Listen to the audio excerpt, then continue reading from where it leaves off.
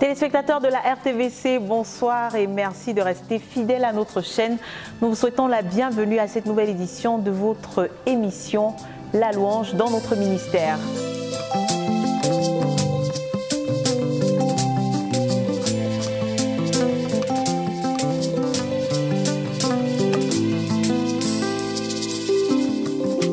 Ce soir, nous recevons comme invité spécial du plateau de la RTVC notre sœur Karine Mecon qui nous vient de la Belgique. Bonsoir Karine. Bonsoir. Merci beaucoup de nous avoir honorés de ta présence ce soir. Nous savons que tu es venue à Koumé pour la session de l'UMPJ Le Compte de l'année 2022 et que tout de suite après s'enchaîne la ZEMA qui est actuellement en cours et qui s'achève d'ailleurs aujourd'hui.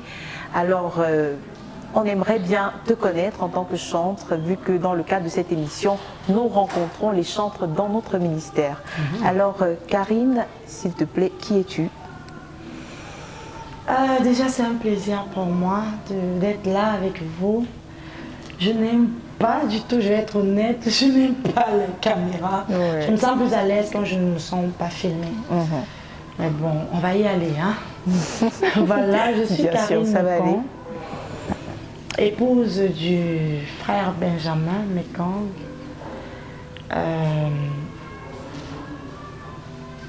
Nous sommes mariés, ça fait... on aura 16 ans de mariage le 16 novembre. Pas mal de temps.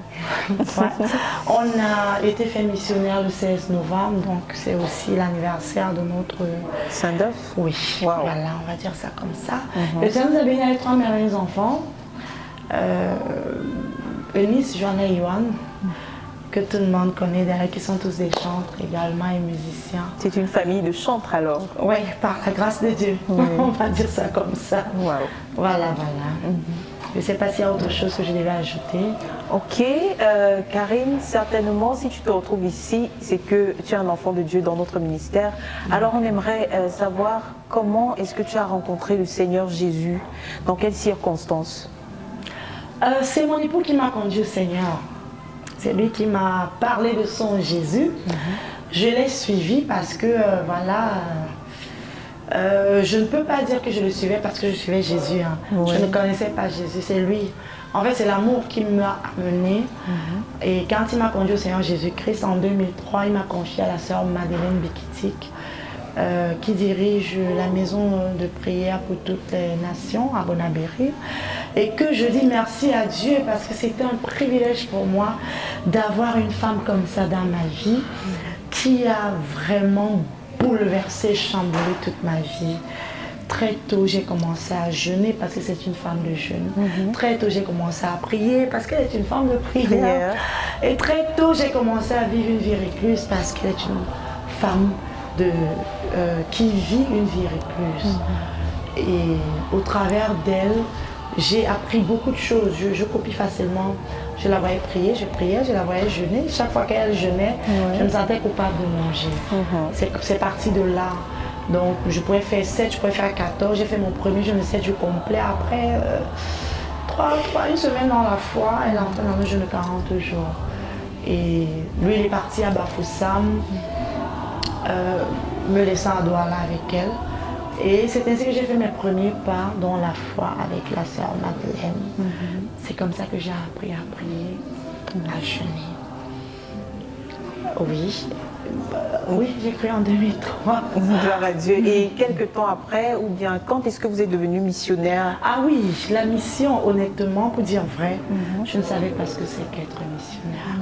Mais je voyais les gens à la maison de prière, on disait missionnaire, dirigeant de ceci. Je la voyais elle-même parce qu'elle est missionnaire. Oui. Et missionnaire de prière. Tout à fait. Et je trouvais que c'était une trop grosse responsabilité pour elle. Et je me disais, bon, comme je l'aime, je vais rester là pour la servir. Et par la grâce de Dieu, dans ce service, au travers de la sœur Madeleine, j'ai eu le privilège de rencontrer le frère, professeur Dani Zacharias le Fomoum. Oui, comme on l'appelait affectueusement. Voilà. Et j'ai fait sa connaissance à la maison de prière. J'ai eu le privilège de le servir plusieurs fois. Donc je ne peux pas entrer dans les détails parce que c'est beaucoup de fois. J'ai eu la grâce vraiment de faire à manger pour lui.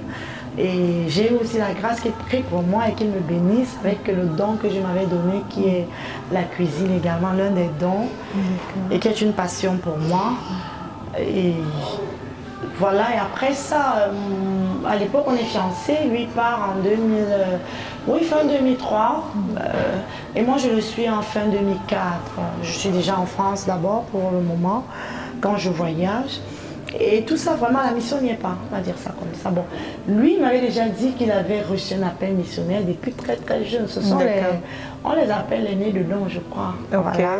Donc, les born in church. Voilà. Comme on dit généralement. Mais je ne comprenais pas son langage parce que je ne savais pas vraiment ce que c'était. Et jusqu'à ce que, voilà, on se marie et on s'installe en Belgique. En 2000, on a commencé à travailler, multiplier on faisait photocopier les traités, on allait prêcher l'évangile. Quand j'étais enceinte, même de notre première fille, on allait prêcher l'évangile ensemble. Des fois, j'y allais seule. Il y avait marché 2 fois par semaine à Charleroi, où on vivait. Et j'y allais les mardis et les jeudis, quand lui il allait à l'école. Et on avait fait le pari de... Bon, vraiment, je pense que peut-être la mission était déjà là, mais je ne savais pas. Parce que ça n'a pas été difficile pour moi quand on a conversé, qu'on s'est dit, si une personne travaille, l'autre reste à la maison. Les enfants, nous on va à rebours du système, les enfants iront par la crèche. D'accord. Donc, tous nos 3 enfants ont été élevés à la maison. Wow. Par moi, par le Seigneur, Jésus-Christ, le Saint-Esprit, mon époux. Il faut dire qu'en Occident, ce n'est pas monnaie courante quand non, même. du tout. 10 ans, on a fait. 10 ans j'ai fait à la maison. Ça alors. Avant de reprendre mes études 10 ans après. Et donc en 2000, je ne sais pas exactement les années, en 2007 je crois, le frère Zach a appelé. Mais il faut dire que je n'aimais pas l'Occident, je voulais rentrer au Cameroun. Et j'ai dit à mon époux, je veux rentrer au Cameroun. Je ne veux pas rester à l'Occident. C'est ce qu'on s'était dit, parce qu'il m'avait dit que son appel, il avait reçu un appel missionnaire et qu'il devait être missionnaire à Bafoussam. Alors pourquoi moi je le dévance alors que je viens à Bafoussam, il finit les études, il me retrouve. Mais curieusement, quelque chose s'est passé de merveilleux, je vais dire merveilleux, aujourd'hui, qu'à l'époque je trouvais douloureux. Je dis à ma mère que maman, moi je vais rendre ma mère spirituelle, la sœur Madeleine, je vais rentrer au Cameroun. Qu'est-ce qui se passe? Non, je ne me sens pas à l'aise ici. Mais pourquoi tu veux rentrer? Tout se passait bien, je priais 8 heures par jour, parfois 6 heures. En fait, quand lui faisait 8 heures d'école, moi je l'ai 8 heures d'école, je l'ai transformé en heure de prière. Et le frère Zach, elle a dit au frère Zach, le frère Zach lui a dit non, non, non, dis de ne pas bouger, qu'elle reste avec elle m'attend en Belgique. Je le connaissais déjà. Pourquoi il veut rentrer? Et c'est comme ça qu'un jour le téléphone sonne. Moi j'étais à la maison, dans ma chambre de prière. Lui il était au travail. Oui, il avait déjà commencé au travail, je crois, oui. Et le frère Zach, là je suis enceinte de notre 2e fille. Et qui me dit qu'il veut faire de nous des missionnaires. J'ai dit pardon. J'ai dit non. Non, non, non, non, non, non, je ne veux pas être missionnaire. J'ai un peu vu comment la sœur Madeleine fonctionnait. Je dis non. Ce sont des grosses responsabilités. Je vais être croyante du dimanche, tranquillement, sans porter aucune responsabilité parce que je suis très sensible, je suis susceptible, je suis un peu... Non, je ne peux pas. Non, non, non, non. Non, non, je ne peux pas. Vraiment, j'étais radicale par rapport à ça. Il me dit, attends, moi en Belgique. C'est comme ça qu'il est venu. On a eu une réunion. Nous avons eu, je crois, une convention à la Foresta. Oui, à la Foresta. Oui. Et à cette convention, donc, on a discuté et il m'a demandé pourquoi est-ce que je ne... Non, on est déjà en 2000. Je crois que j'accouche. Pour que je ne me trompe pas, oui. Je pense que notre 2e fille est déjà, elle naît le 1er octobre, on a été fait missionnaire le 16 novembre, oui. Donc il est venu un peu avant. Oui, c'était à la Foresta, effectivement. Nous ne sommes pas encore missionnaires. En ce moment-là, nous avons un couple missionnaire, le couple Dionza, oui. Donc j'ai été la servante de sa femme, leur servante, oui, tous les deux. Et on a discuté, il m'a dit, pourquoi tu ne veux pas être missionnaire? Je lui ai dit que parce que je sais que je ne... Qu'est-ce que je vais apporter? On me dit missionnaire de la Belgique. Maintenant, je ne peux pas. Je suis toute petite, je ne connais même pas Dieu d'abord pour être missionnaire. Et je lui ai parlé de mes peurs et mes craintes. Il m'a dit, Dieu veut des cœurs vides, des cœurs simples et vierges, pour qu'il mette son contenu à l'intérieur. Il est venu pour toi, il sera ton assurance, il sera ton berger. Et je l'ai regardé, parce que j'étais déjà tombée amoureuse de lui. J'ai dit, ok, j'ai accepté. Mais mon mari ne comprenait pas, il était très en colère que je ne veuille pas. J'ai juste été vraie. Je ne voulais pas accepter parce qu'il faut accepter sans comprendre ce qu'il en est. Les implications. Oui. Et c'est comme ça que j'ai dit, ok. Donc on a fait notre send-off le 16 novembre. Et pour lui dire, et finalement quand j'accepte, peut-être 2 jours après, la reconnaissance vient dans mon cœur. Je ne peux pas dire, expliquer ce qui s'est passé. J'étais remplie de joie que, hey, moi, Karine, missionnaire de la Belgique. Donc maintenant là, comme quand j'ai cru, on m'appelait l'égyptienne, la prostituée, tout ce que tu veux. Je ne vais pas entrer dans les détails. Bon, je l'ai dit ce matin, au culte matinal. Et je dis, je suis sur un champ d'émission. Donc je vais me présenter. Quand je vais arriver au Cameroun, là, on me présentait, on dit que voilà notre missionnaire est à Belgique. J'ai commencé à être contente. Et j'ai décidé de faire une action de grâce au Seigneur. Et c'était pressant, c'était là et maintenant, il fallait que je jeûne. J'ai donc décidé d'offrir 21 jours complets de jeûne au Seigneur. Donc je n'ai pas allaité notre deuxième fille. Parce qu'elle est née le 1er octobre et moi j'ai commencé le jeûne le 3 octobre. Et on nous a fait missionnaire le 16. J'étais reconnaissante au Seigneur. Et c'est comme ça que l'appel est venu. Depuis lors, nous sommes sur le champ de mission. C'était donc un premier pas d'obéissance au Seigneur en ce qui concerne la mission. Et beaucoup plus tard, des années plus tard, on sait que ça fait 5 ans déjà que la Zema se tient chaque année.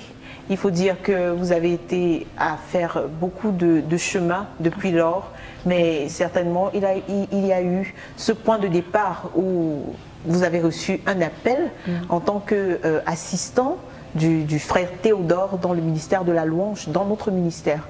Alors, on aimerait savoir comment est-ce que tu as accueilli, toi, en tant que missionnaire numéro 2, cet appel? Pour dire vrai, j'étais brisée, effrayée. Ouais. Je ne voulais pas. Ça faisait... Comme beaucoup, déjà je me disais, je ne m'en sors pas sur le champ de mission. Il y avait beaucoup de choses que je... Le dernier voyage du frère Isaac à Charleroi, quand il est venu, avant son départ, je crois que c'était en mars 2009, oui. Mon frère aussi qui était couché à l'hôpital gravement malade, on a eu une conversation et je lui parlais de mes craintes, de mes peurs. Il me disait de m'accrocher toujours au Seigneur. Je sais une chose qu'il a eu à me dire. Tu aimes beaucoup les gens parce que le jour-là, quand il arrive, avant qu'il ne vienne, étant donné que j'avais déjà appris à le servir au Cameroun, je connaissais plus ou moins ses couleurs. Donc j'ai décoré toute la maison jusqu'à la peinture que j'ai changée en bleu ciel. L'eau partout à la maison, tous les couverts. Donc quand il est entré dans la maison, il dit, wow, this is my home.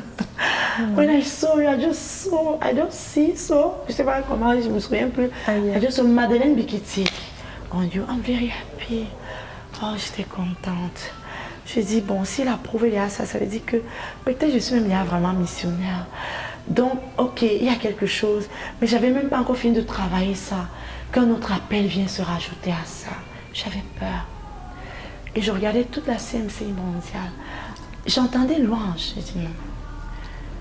J'ai peur de la louange. C'est un milieu dans lequel j'ai baigné quand j'étais non-croyante. J'étais top modèle, mannequin, miss. Et je connais le milieu de la musique. Un milieu assez dangereux. Et je sais que la musique peut détruire. Donc j'avais peur. J'avais beaucoup peur.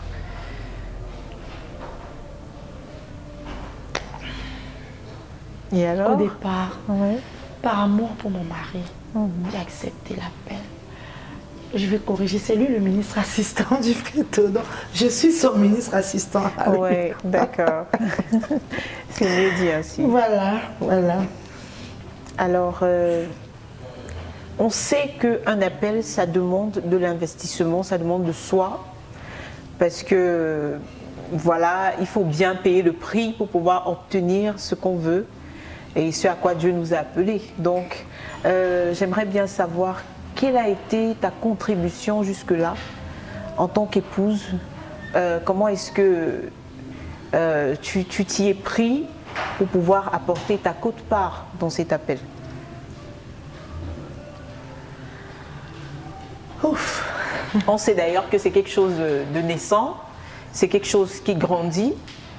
On n'y est pas encore, c'est vrai, mais jusque-là, qu'est-ce que tu as bien pu apporter?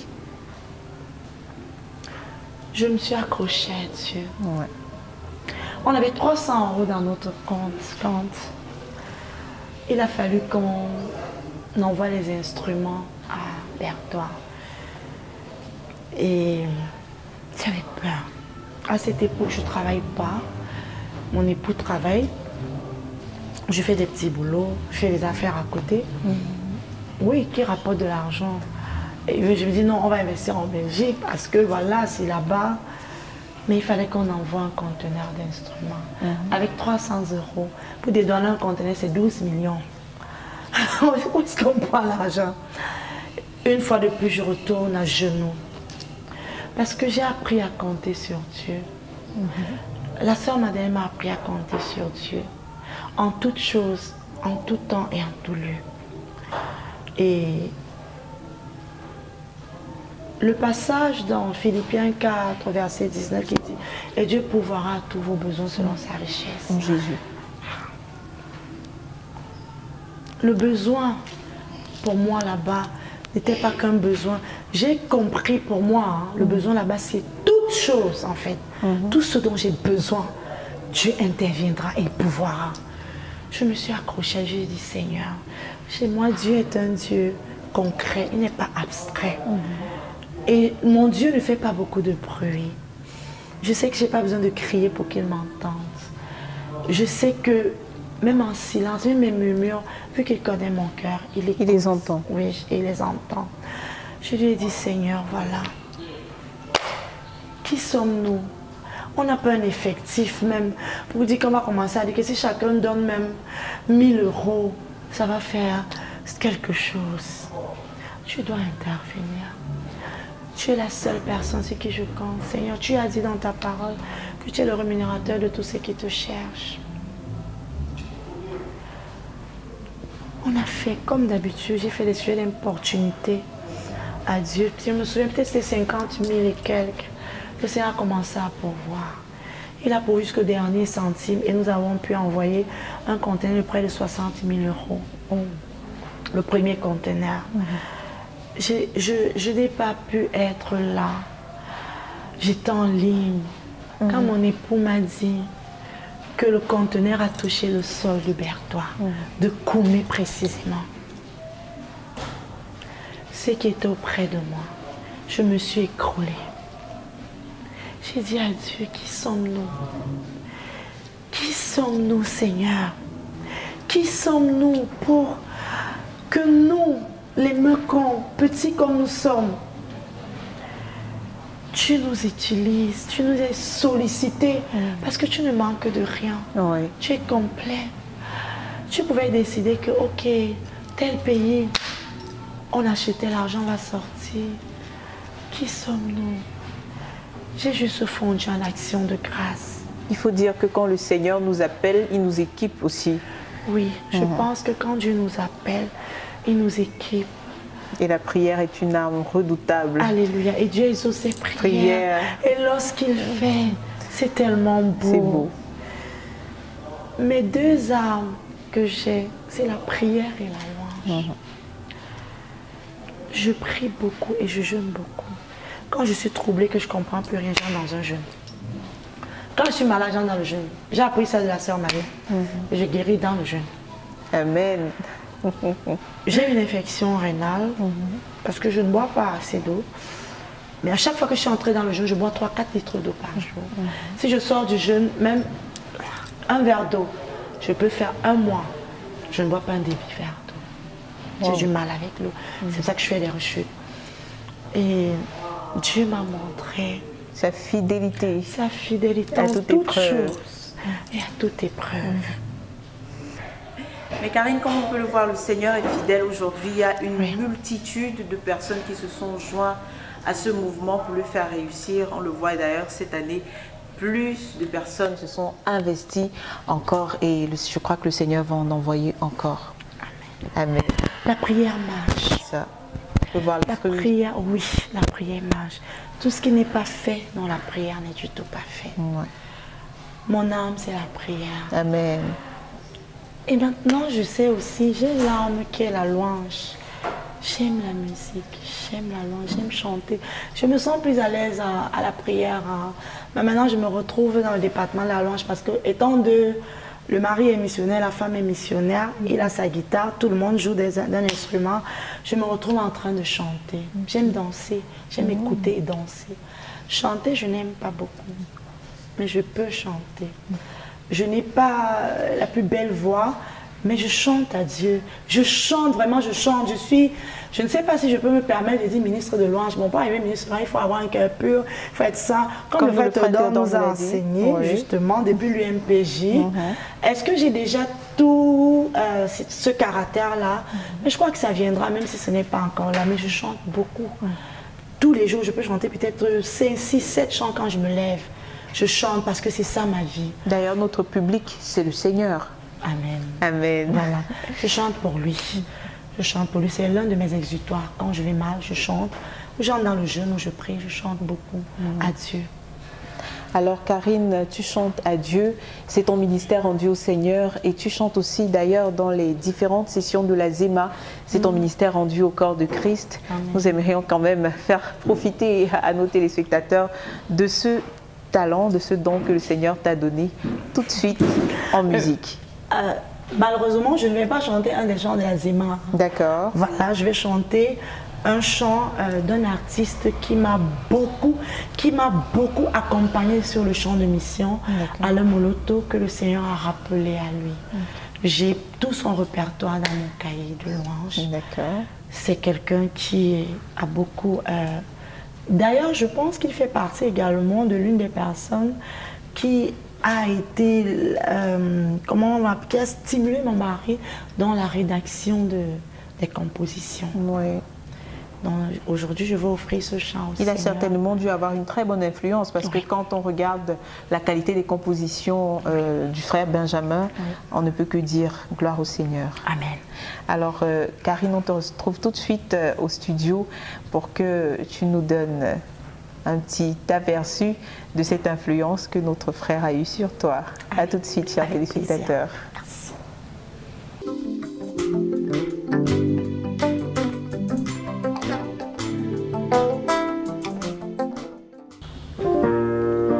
Tu es le fidèle compagnon qui nous rassure dans les parcours. Et c'est l'éclat de ta beauté qui éclaire le chemin de nos vies. Et comme des brebis fragiles, nous trouvons notre force dans la chaleur de tes bras de bon berger. Alléluia.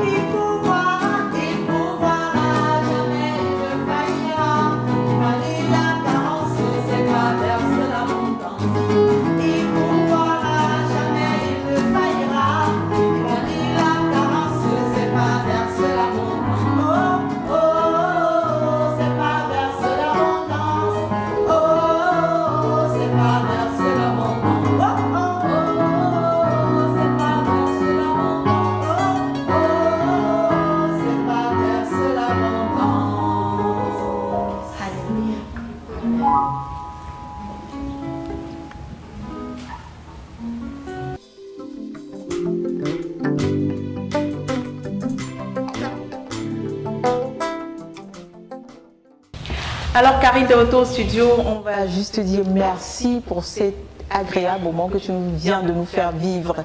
Alors cette chanson, Il pourvoira, de quoi est-ce qu'elle s'est inspirée? De toutes les douleurs, toutes les souffrances. Pas les souffrances, je vais dire, dans la prière, dans le jeûne. Comme je disais tantôt, Dieu est la provision. En fait, Dieu est mon financier. Il est ma banque. Beaucoup de personnes, c'est leur carte bancaire qui est... ils comptent sur cette carte chaque fin du mois. Mais non, quand mes fins du mois arrivent, moi, je compte sur ma carte bancaire, c'est Jésus. Amen. Et j'ai toujours mis ma foi en lui. Comme je disais, j'ai un Dieu de foi et de provision. Cette chanson, justement, a été composée suite à toutes les histoires de...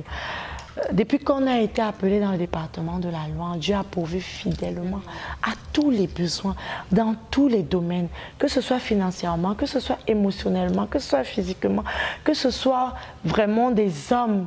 Il a pourvu tous les endroits qui étaient vides, il les a comblés. C'est de là que décolle cette chanson. Oui, tout comme Karine nous l'a dit au cours de cette émission, sa force, ses armes ont été la prière et la louange. Alors, chers téléspectateurs, on espère que vous avez passé un agréable moment en la compagnie de notre sœur Karine ce soir. Sur ce, on va lui souhaiter une bonne soirée, Karine. Merci, pareillement à vous. C'était un plaisir d'être sur votre plateau. Un plaisir partagé. Merci. Chers téléspectateurs, c'est la fin de cette émission. Comme vous pouvez le constater, votre émission La Louange dans notre ministère. Surtout, restez connectés pour les prochaines éditions et que le Seigneur vous bénisse richement. Bonne soirée.